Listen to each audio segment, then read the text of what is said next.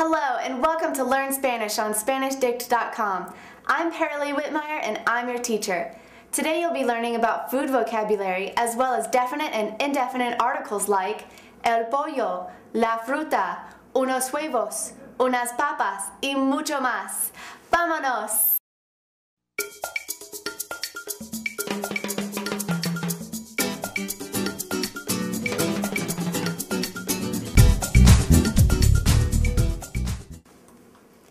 Another great reason to learn a new language is so that you have an excuse to eat all the food in a native setting. Food really brings people together and gets them talking. So let's learn some food vocabulary as well as how to say the, a, some, and a few. These words are really important, especially when it comes to ordering in a restaurant. As you have seen in the past few lessons, nouns can be masculine or feminine. Some nouns are easy, like men and boys are masculine, and women and girls are feminine. But what about an egg or a potato? How do you know if it's masculine or feminine? Do you remember how the adjectives that end in an O are masculine and adjectives that end in an A are feminine? The same rule applies to most nouns. Let's take a look. The word for egg is huevo, and it ends in an O, so that means that it's masculine. The word for potato is papa and ends in an A, so that means it's feminine. Now, nouns don't like to be alone in Spanish, so they usually carry around something that you call an article.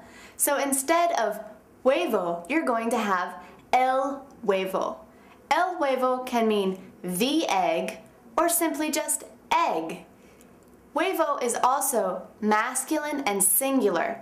That makes el the masculine and singular definite article. Now papa is feminine and singular, so its definite article is different. Instead of el, you use la. La papa means the potato or simply just potato. Now, while el and la sound a lot different in Espanol, they mean the exact same thing in English, the. Let's practice a little bit. How would you say the egg in Espanol? Bien, el huevo. And how would you say egg? El huevo. The same thing. Muy bien. What if you had more than one potato or more than one egg? What would you do to make it plural? If it ends in a vowel, all you have to do is add an S to the end. So huevo becomes huevos. And papa becomes papas. Very good. And just like el and la are different because they have different genders, they're going to be different when they're plural as well. The plural form of el becomes los. So el huevo and los huevos. La papa becomes las papas. Now, keep in mind that if the noun is plural, the definite article also has to be plural. Just like if the noun is masculine, the definite article has to be masculine. Are you ready for some practice? How about el queso? El queso is the singular masculine form of cheese. El queso. First, let's take it in steps. How would you make queso plural? Add an S to the end. Quesos. And do you remember the plural masculine definite article? Los. So if el queso is the singular form, what's the plural form? Los quesos. Articles can also be really helpful if your noun doesn't end in an O or an A and you don't know what the gender is. You'll usually find the article with the noun. So when you have a word like el pastel, what gender do you think it is? Masculine. El is always masculine. Now, you can also tell the gender of a noun just by memorizing a few extra rules rather than just the O or A. Most nouns that end in an E are going to be masculine as well. A lot of nouns that end in a consonant are also going to be masculine. You can check out more gender rules at the Spanish reference, but we'll talk about that later. Now, let's try el pastel. Do you remember how to make words plural that end in a consonant? You add es. So what is the plural form of el pastel? Los pasteles. Perfecto. One more, just for good measure. How would you make el cereal plural? Los cereales. Muy bien. Repasemos. There are 4 definite articles, one each for singular and plural, masculine and feminine.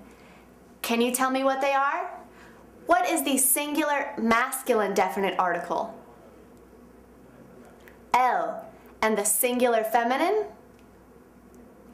La. What about plural masculine? Los. And what about plural feminine? Las. Every single one of these words means the. So don't get tricked by the fact that there are 4 forms in Espanol.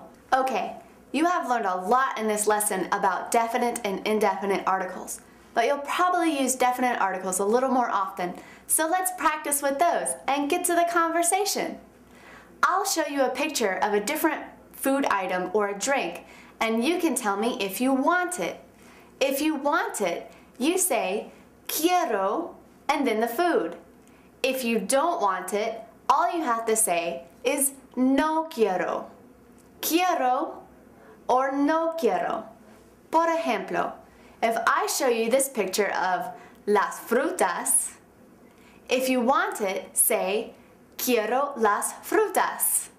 If you don't want it, say no quiero las frutas. ¿Listo? Practiquemos with my favorite meal of the day, el desayuno. El desayuno.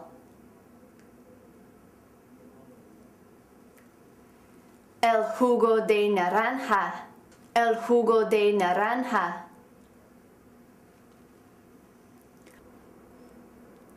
Los huevos. Los huevos.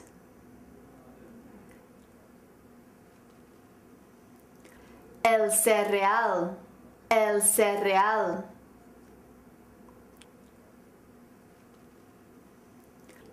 El té. El té. Ahora, el almuerzo.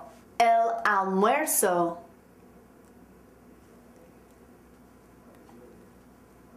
La sopa. La sopa. La fruta. La fruta. La ensalada.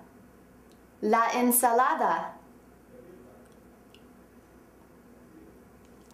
El agua. El agua. Y finalmente, la cena. La cena.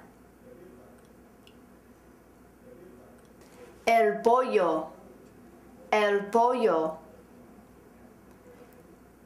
El arroz. El arroz. Las verduras. Las verduras. La papa. La papa. El pastel. El pastel. Perfecto. Es todo para hoy. You can practice everything you learned in this lesson at SpanishDict.com/learn. There you'll find flashcards for all the vocabulary in this lesson, as well as quizzes, the forum, and video chat. You can also enroll in the course and we'll keep track of your points for you, and you can compare yourself on the leaders board. If you have any questions about definite or indefinite articles, or you just want to learn some more food vocabulary, check out SpanishDict.com/reference. As always, everything is completely free. Until next time, hasta luego!